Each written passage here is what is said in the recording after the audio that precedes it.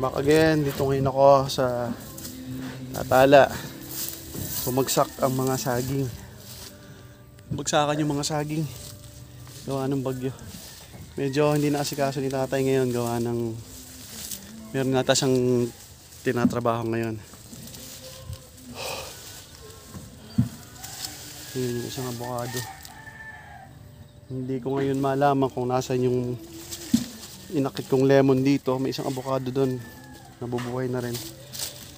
Malaman yung aking rambutan at saka longgan. Hindi ko makita. Pakasukal po ayun. Bagsakan pa yung ibang saging. Yung bagsakan. Yung bakod na tutusukan ko ng mulberry. Mukhang hindi malalagyan. Masukal. So maraming malaki-laking trabaho to. Naiwan ko pa yung aking